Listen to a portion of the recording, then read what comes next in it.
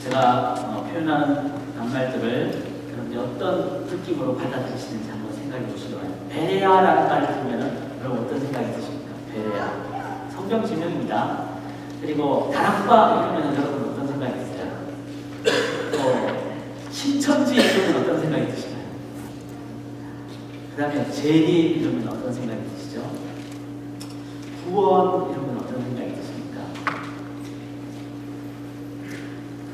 실은 이 표현들이 다 성경에 나오는 중요한 너무나 우리가 바르게 이해하고 또 우리가 그 말씀대로 살아야 될 어떤 지명 혹은 의미가 되겠습니다.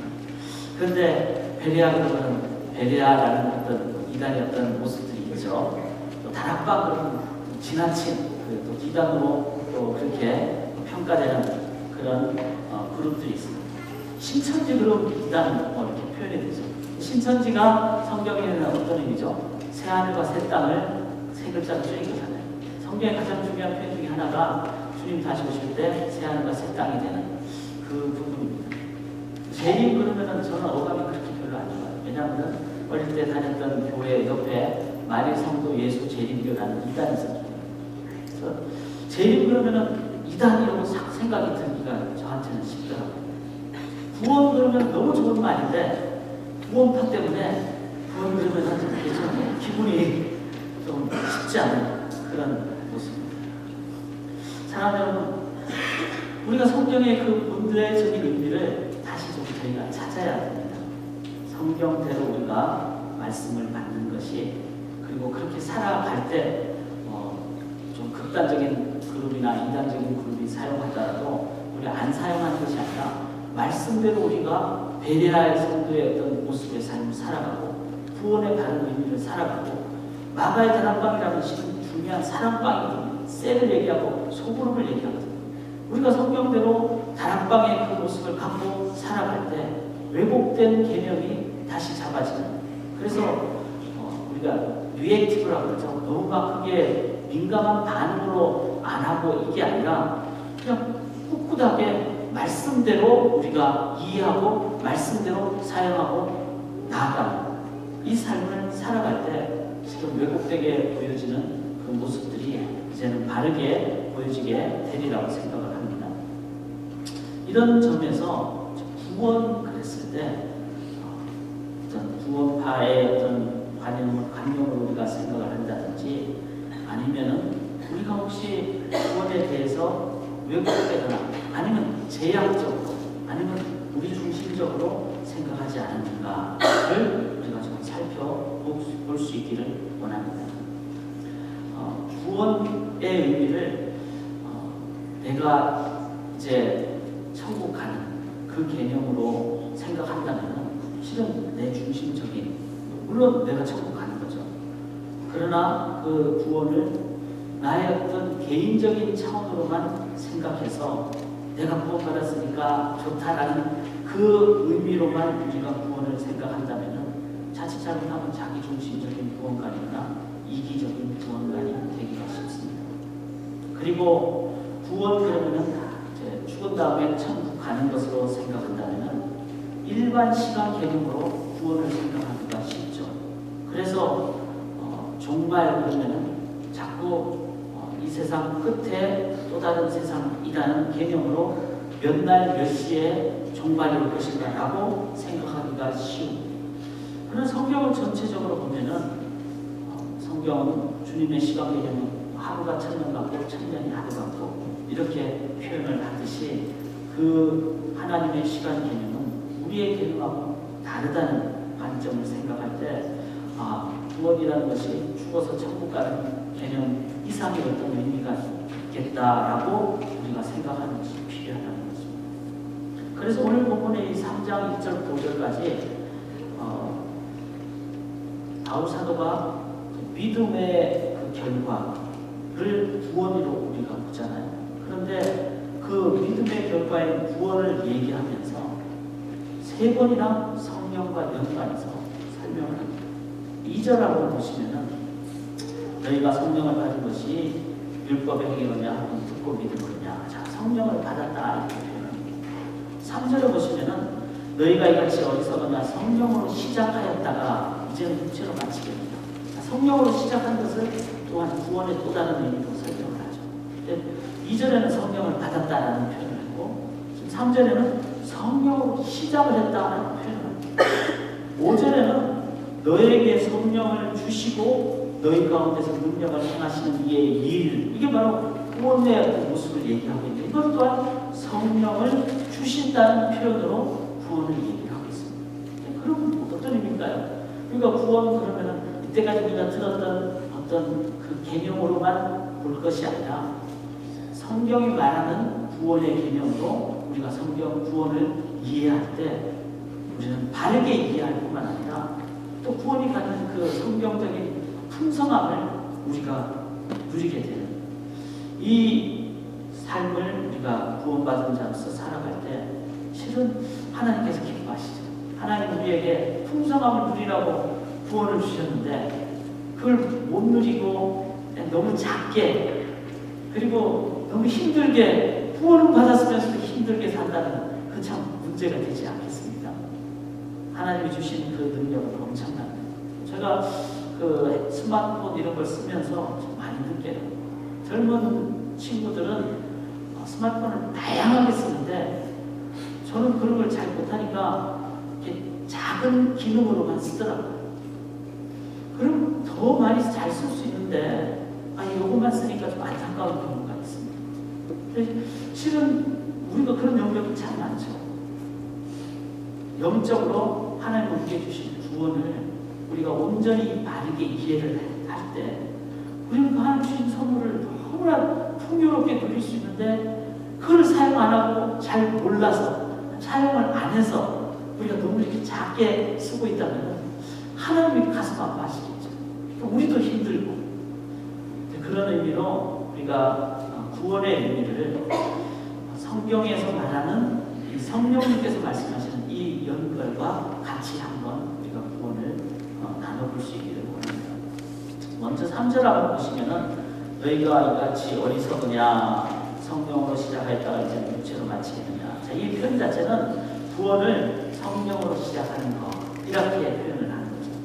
그런데 성령으로 시작한다는 것이 뭘까요? 자, 구원이 시작하는 것이 어떤 게 구원입니까?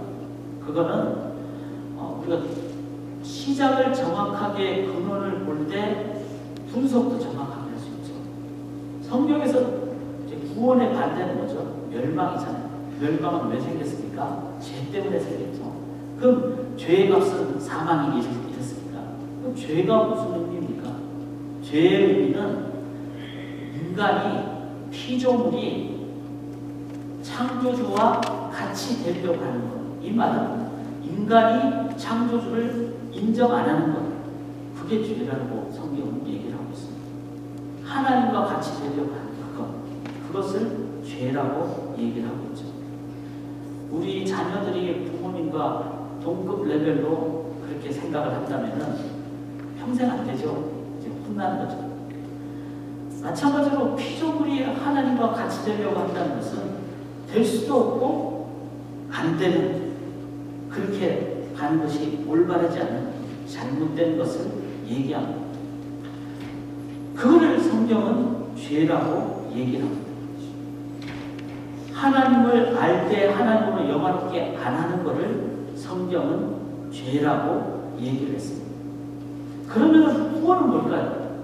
구원은 하나님을 다시 하나님으로 인정하는 것, 고백하는 것. 그게 바로 구원이죠. 그 하나님을 하나님으로 인정하는 것이 뭐죠? 말로만 하나님 마음의 중심을 보시기 때문에 우리 마음 깊숙한 곳에서 인정을 하고 그리고 말로만이 아니라 내 삶으로도 인정하고 그래서 삶의 영역에서 하나님이 하나님 되십니다. 하나님이 이렇게 하셨습니다. 라고 삶의 영역에서 인정하는 것. 하나님을 하나님으로 인정하는 것. 이게 뭐죠? 이게 다른 말로 얘기하면 예배. 원래 인간은 하나님을 예배하도록 만들어진 존재잖아요. 근데 어느 순간 하나님이 나의 영역에서 아니고 내가 그렇게 자리를 차지하겠습니다 할 때 뭐가 없어졌습니까? 예배가 없어졌죠.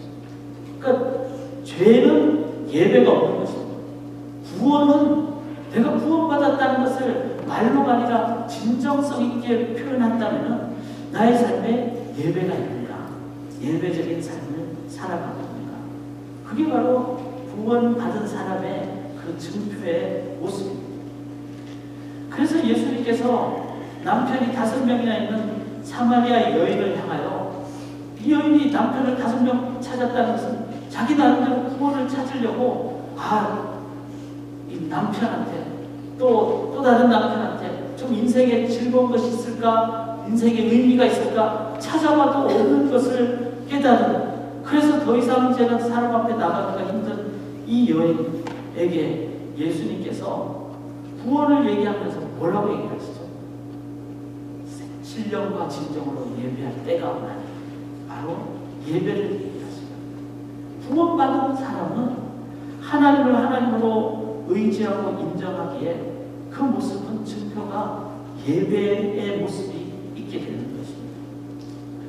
이 여인은 그 하나님을 하나님으로 이제 깨닫기에 이제는 그 하나님께 예배하는, 그랬을 때 하나님이 나의 하나님이 되시니까 그 속에 이제 내 죽은 영이 신령과 진정으로, 즉 성령과 진리로, 즉 성령 하나님과 연결되는, 그러므로 내 영이 이제는 전기에 불이 들어오듯이 내 영이 빛을 발하게 되는, 그게 바로 이 여인이 구원받게 되는 그 모습입니다.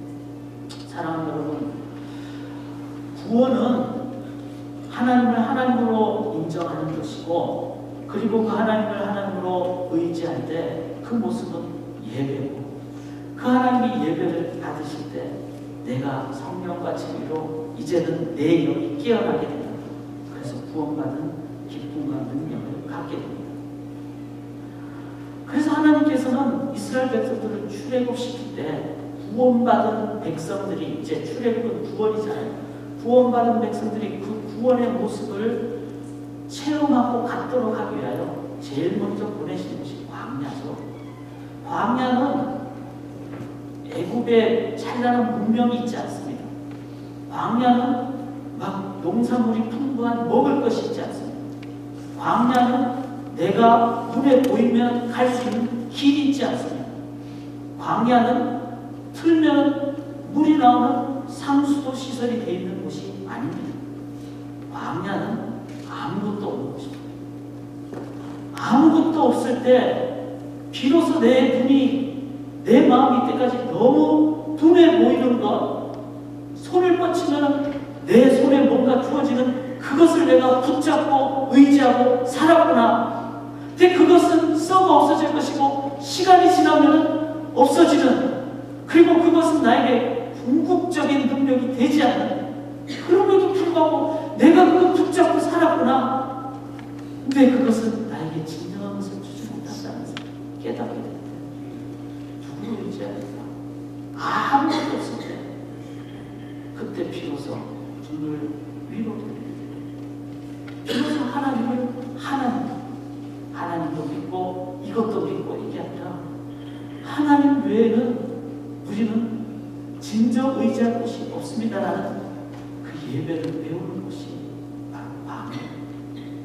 그래서 불과 구운 기둥만 붙잡고 나가죠. 하늘에서 내려오는 것만 붙잡고 나가죠. 하나님만 의지하는 것을 먹는 것 속에서도, 길 속에서도, 그리고 삶의 여정 속에서도 하나님만 의지하는, 그래서 삶 속의 예배자 훈련 학교가 바로 광야입니다. 일주일에 한 3, 4일 정도는 저도 이 예배를 배우기 위해서 제가 아무도 없는 곳에 혼자 걷는 시간을 합니다. 근데 무슨 스마트폰을 너무 많이 쓰고 있잖아요. 근데 또 전화를 많이 받아야 되기도 하고 또 확인도 해야 되고 전화를 하기도 해야 되는 저희지만, 그러나 그렇게 하루에 1시간 정도 제가 하나님 앞에서 시간을 가질 때는 제가 좀 힘들어도 스마트폰을 차에 놔두고 갑니다. 하니까 힘들더라고요. 궁금하고 답답하고 세상과 단절된 것도. 벌어질까 좀 마음이 조급해집니다. 참 힘든 어떤 순간을 지나. 근데 그렇게 되니까 제가 돌아보게 됩니다. 내가 뭘 의지하고 있었던가? 내가 무엇에 연결되는 것으로 내 삶의 의미를 가졌던가? 돌아보게 됩니다. 그것은 완전한 것이 아닌데, 진정한 전지전능한 능력이 아닌데, 내가 그것에 연결되는 것으로 내 의미를 갖고, 그것으로 인해서 내 삶의 기쁨을 누리고, 그것으로 내 삶의 의미를 갖지 않았는가? 그런 생각을 하면서 하나하나 제가 내려놓습니다. 그러니까 이제 비로소 내가 그동안 붙잡았던 것을 내려놨을 때, 이제는 비로소 이제 이 모든 것을 갖고 계시는, 인도하시는 하나님의 존재를 의식하기 시작합니다. 그래서 창틀으로 빛이 오는 햇살을 보면서 햇살을 만드신 하나님, 저 봄을 주시는 하나님, 그 하나님의 존재를 의식할 때 이제는 공기 하나, 빛 한 줄기, 이 부분을 보면서 감사하고 예배하고, 이럴 때 제 속에서 영이 살아나는 것을 깨닫습니다. 이 예배가 나의 삶에 진정한 생명력을 준다는 것을 깨닫습니다. 구원은요, 내가 받아서 나는 다음 세상에 갈 수 있는 것이 확보된다. 그래서 나는 좋다, 나는 괜찮다, 나는 안심이다. 그것으로 구원을 생각한다면 조금 문제가 있습니다. 왜냐하면 여전히 다 중심.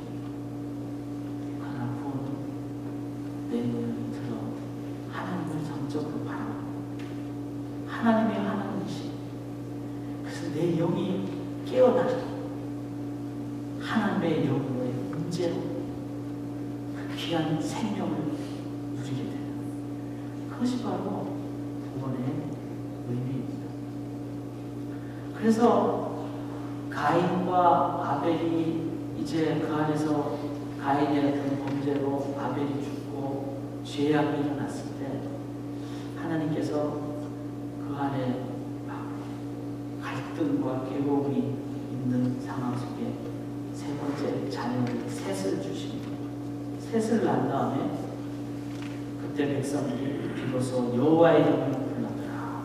예배가 재개되고 구원의 모습을 하나님이 보여주시듯이, 예배가 있으면 진정한 구원의 의미를 우리가 바르게 이해하게 됩니다. 우리가 일주일 내내 살아가시면서 삶의 현장에서 이 예배를 우리가 드릴 수 있기를 바랍니다.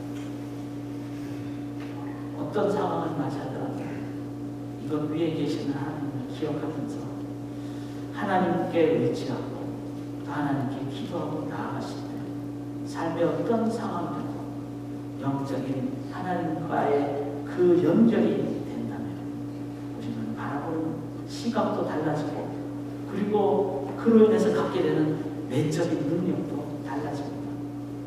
지금 우리가 예배를 드리고 있습니다. 그러나 예배당 문을 나서는 이 순간이 Now you are entering the field of mission 이라고 그러죠.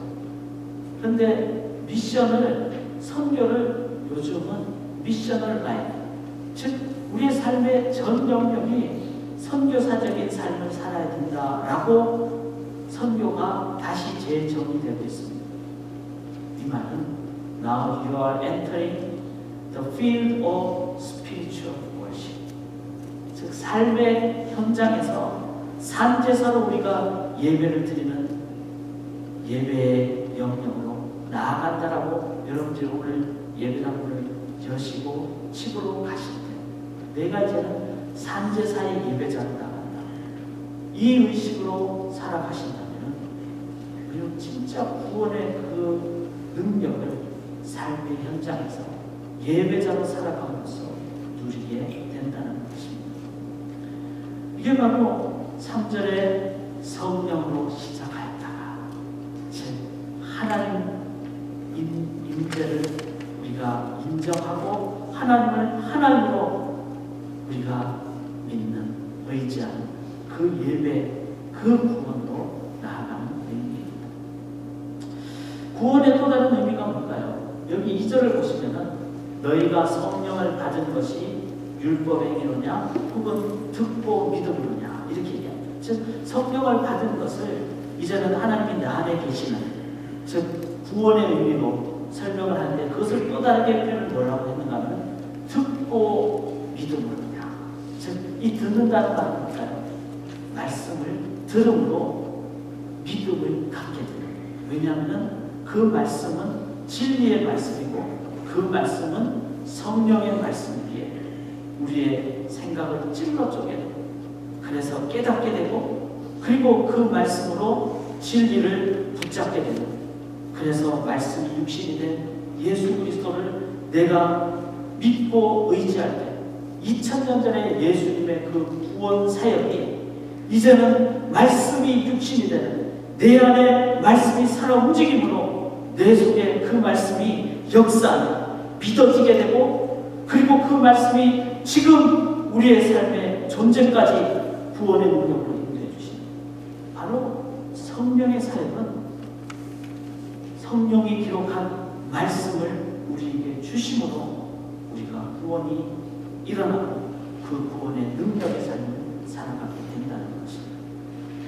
구원은 말씀으로 인도함을 받습니다. 제가 뭐 여러분들에게 아무리 감언이설을 인간적인 말로 한다고 그것은 솔깃할 수는 있겠죠. 그러나 그것은 진정한 구원의 능력이 없습니다.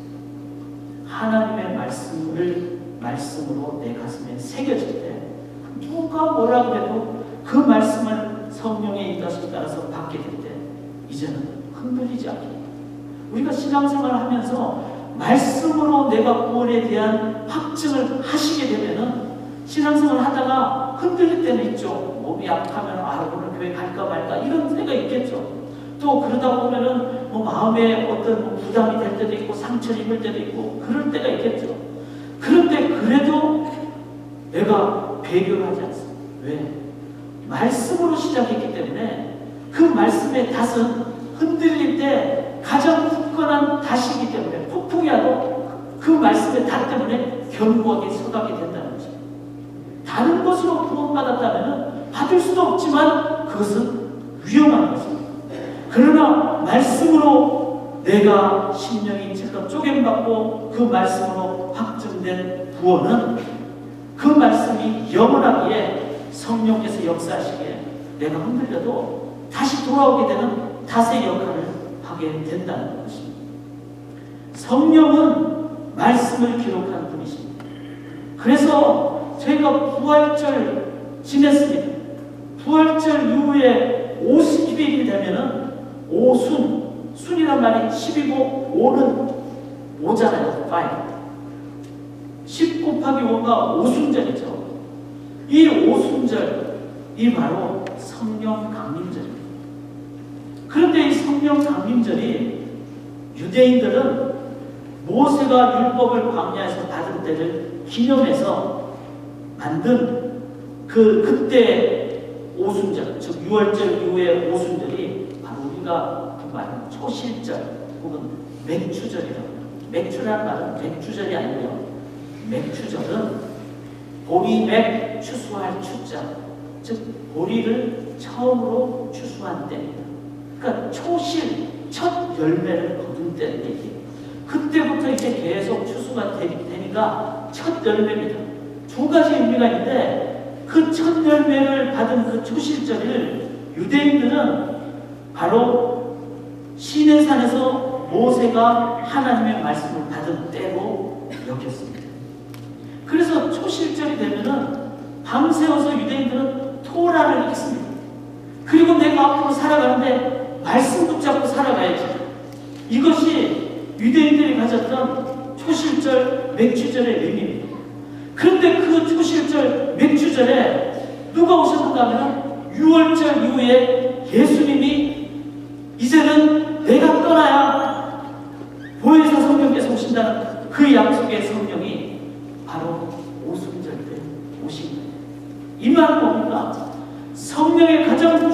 사역은 말씀을 우리에게 주시는 사역, 말씀으로 우리를 감동케 하는 사역입니다. 그리고 그 말씀으로 내가 풍성해지면은 이 말씀이 내 속에 영의 양식이 되면 어떻게 됩니까?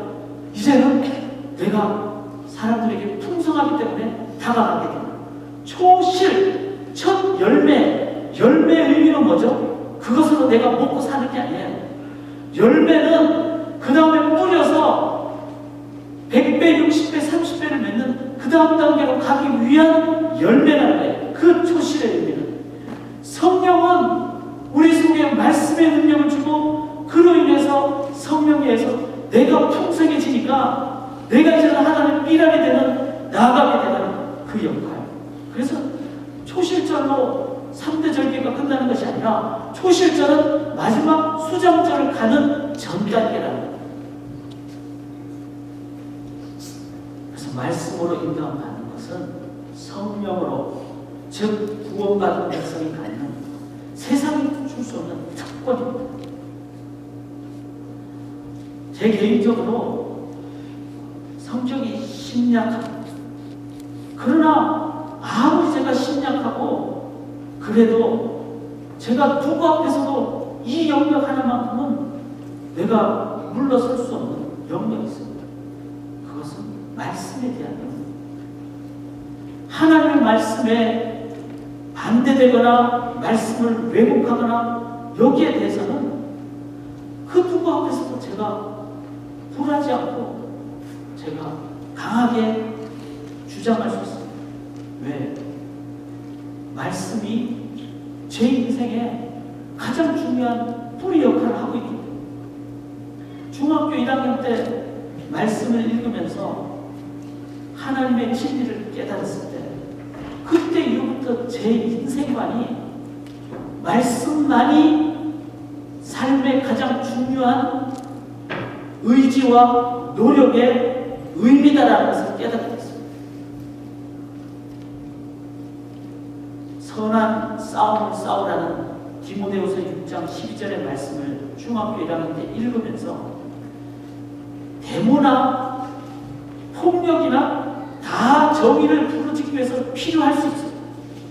그러나 그것은 진정한 궁극적인 것이 되지 않는다는 것을 중학교 1학년 때 믿음의 선한 싸움, 이 말씀을 보면서 정리를 했습니다. 그러기에 그 다음부터는 결코 싸움을 싸우되 믿음이 아닌 선한 동기가 아닌 싸움, 결코 이 세상의 대안이 될 수 없다는 것을 정립하기에 정의를 부르짖지만 비폭력, 그리고 인간의 나라가 아닌 하나님의 나라를 건설하는 것이 가장 맞다는 것을 생각하기에 그래서 살아가는 말씀은 우리의 삶의 초석이고 흔들리지 않게 되는 가장 중요한 다시입니다. 그게 바로 성령을 받은 것이 듣고 믿음이 아니라, 즉 하나님의 말씀으로, 즉 기록한 성경을 기록한 성령으로 말씀을 우리가 깨달을 때 우리들은 구원이 단순한 나의 어떤 감정적인 아니면 체험적인 것이 아니라 진리의 말씀에 의해서 된다는 것을 내 가슴 속에서 확립하게 된다. 이 구원이 있기에 흔들리지 않게 된다는 것입니다. 우리가 이 구원의 의미를 이해한다면 말씀에 대한 우리의 자세가 어떻게 돼야 되겠습니까? 목회자들 사이에 큐티가 교인들을 망친다 이런 얘기를 하는, 표현을 나누는 경우도 있습니다. 큐티는 개인적으로 하나님 말씀을 읽으면서 하나님 나에게 주신 말씀에 대한 깨달음을 갖고 살아가는 것이죠. 그런데 큐티를 개인적으로만 하게 되면 실은 주관성이 흐르기 때문에 성경을 엉뚱하게 보거나 성경을 너무 내 관점에서 보거나 쉽게 보는 경향이 있게 돼서, 그래서 궁극적으로 보면 큐티가 한국 교회 전반적으로 너무 개인화 시켜버렸고 성경을 너무 약화시켰다라고 얘기하는 점에서는 말이 맞을 수 있습니다. 그러나 큐티의 장점은 뭡니까?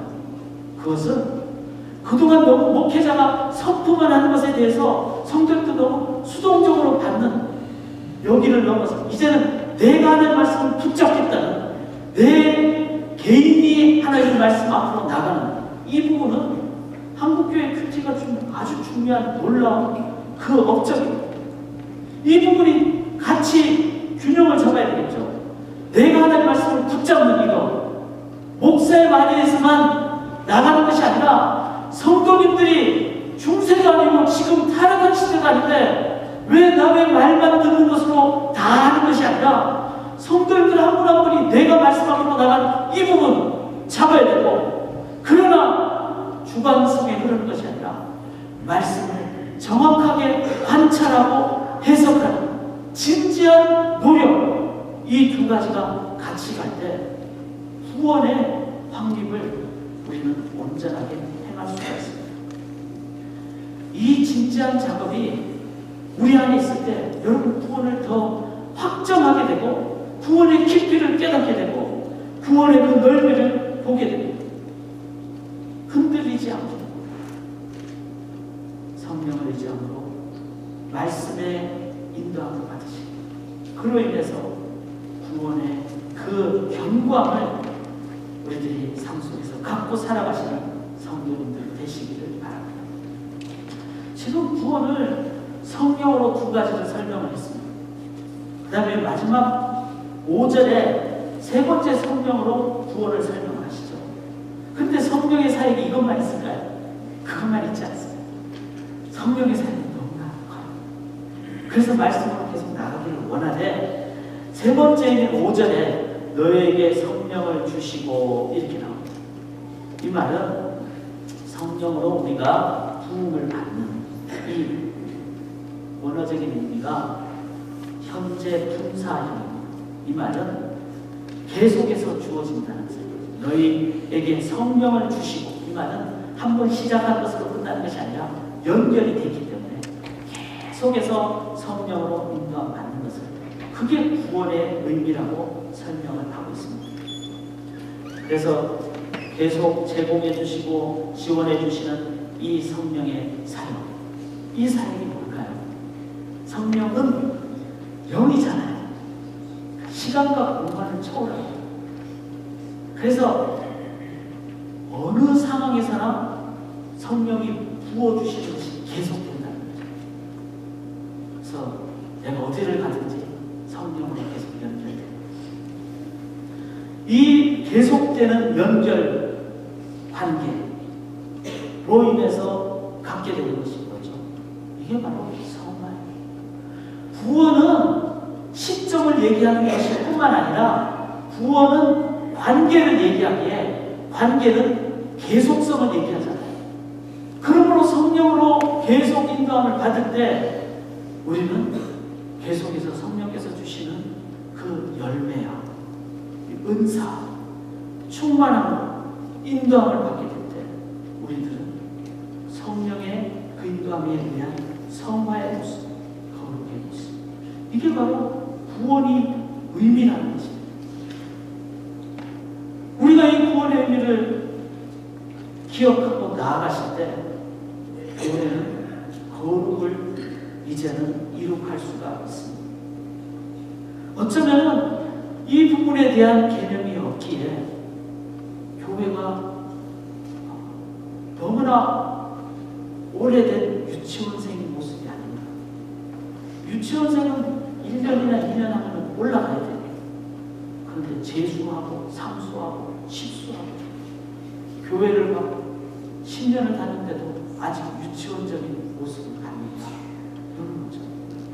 구원은 받았는데 계속 연결되는 성령님의 인도하심을 우리가 받지 못하면 성화의 모습이 없게 되는 그 모습을 우리가 갖게 되는 것이 아닙니다.